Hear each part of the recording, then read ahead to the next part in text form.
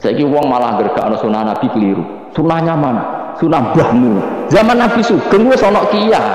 Justru Nabi menyuruh kita pakai kias karena sunnah itu tidak cukup. Nah, sangat jelas di sini Gus Bahak mengatakan bahwa sunnah Nabi Muhammad SAW ini tidak cukup atau kurang untuk kita jadikan sebagai contoh berkehidupan sehari-hari.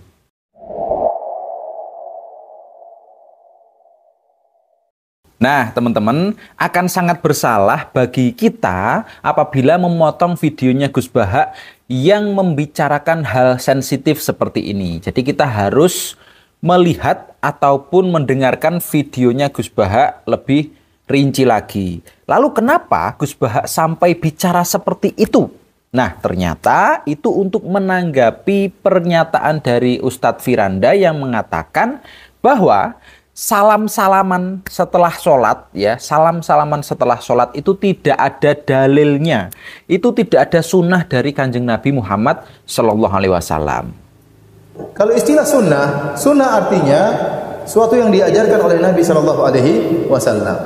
Maka saya belum menemukan ada dalil-dalil yang menunjukkan bahwasanya sunnah Nabi atau sunnah para sahabat kalau mereka setelah sholat mereka saling bersalam-salaman. Jangan tunggu setelah sholat baru bersalam-salaman. Tapi menyengajakan setelah sholat salam-salaman, maka saya tidak menemukan sunnahnya dari Nabi Shallallahu Alaihi Wasallam.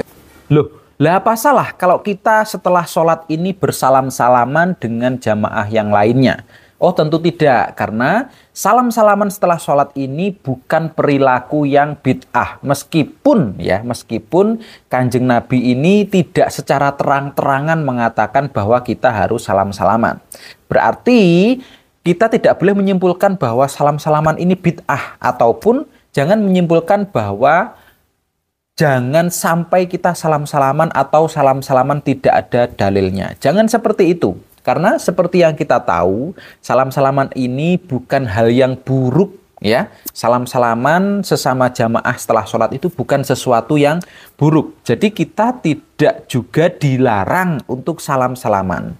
Yang kita tahu, memang salaman-salaman ini, ya, salam-salaman ini adalah juga tradisi Jawa di Indonesia. Manfaatnya apa? Orang itu kalau salam-salaman, apalagi setelah sholat, setelah ibadah, salam-salaman, itu juga berpengaruh kepada kehidupan sosial kita.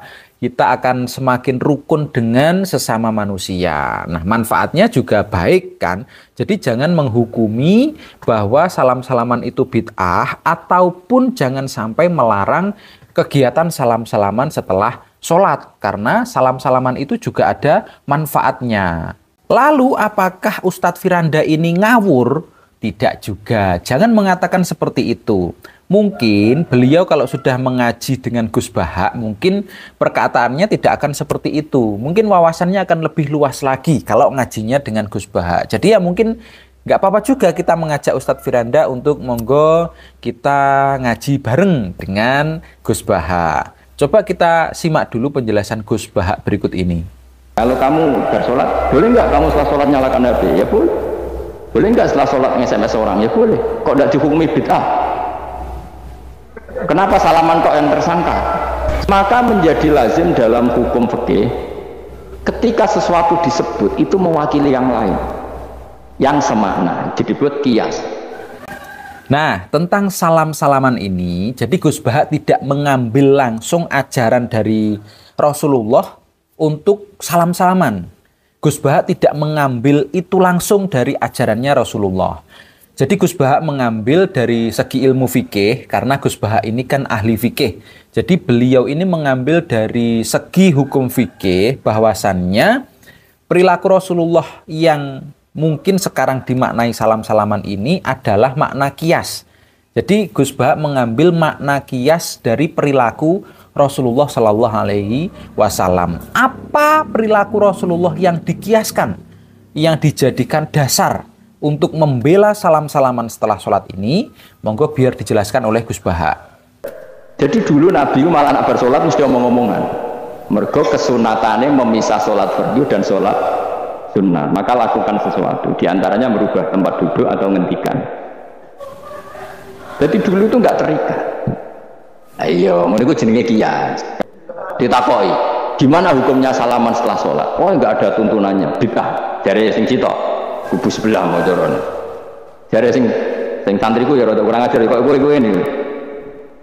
Dari santriku, ya ada usah dihukumi bid'ah, biasa saja. Mana ada di fikih hukum biasa saja? Ya pokoknya biasa saja. Alasannya apa? Kamu setelah sholat ke kamar mandi boleh enggak? Boleh. Kamu setelah sholat kencing boleh enggak? Boleh. Ke kamar mandi kencing boleh. Lalu nyalakan HP boleh.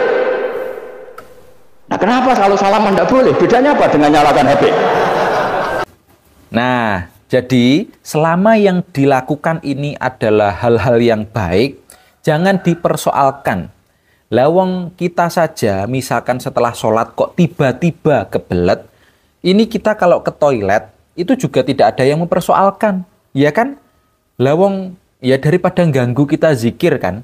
Kita kalau mungkin merasa kebelet terus kita zikir, kita kan nggak fokus. Kita nggak fokus dengan zikir kita karena ada sesuatu di dalam diri kita. Ya daripada nggak fokus mending kita ke toilet. Dan itu tidak dipersoalkan. Nah kalau kencing saja setelah sholat tidak dipersoalkan, kenapa salam-salaman dipersoalkan? Nah ini loh logikanya Gus Bahak seperti ini.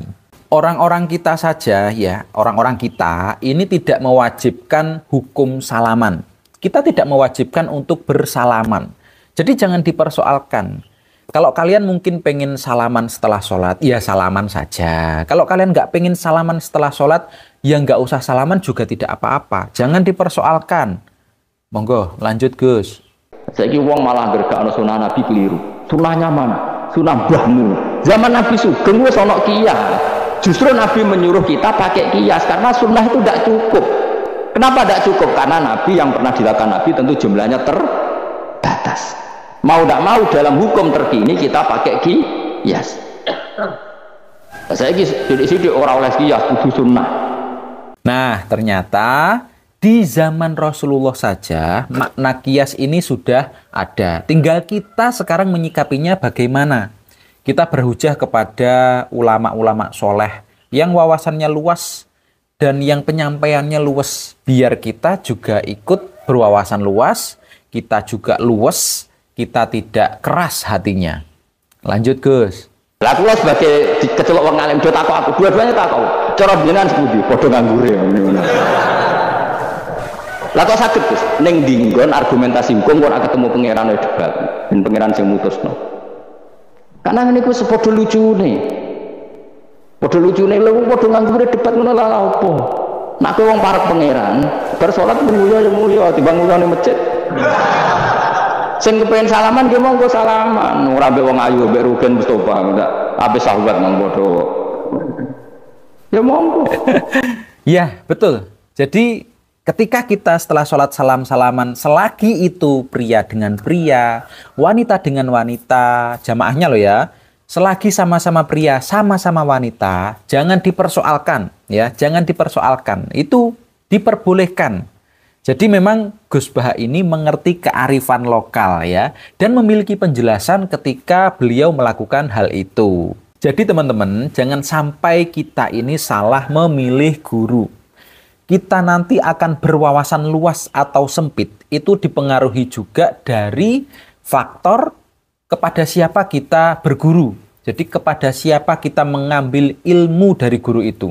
Itu menentukan karakter kita, berwawasan luas atau sempit, berhati keras atau lembut, itu ditentukan dari mana kita mengambil ilmu, yaitu dari guru kita. Jadi jangan sampai kita salah memilih guru. Semoga dari video ini kita sadar ya, kita sadar ustadz mana yang layak kita pilih untuk kita jadikan sebagai panutan.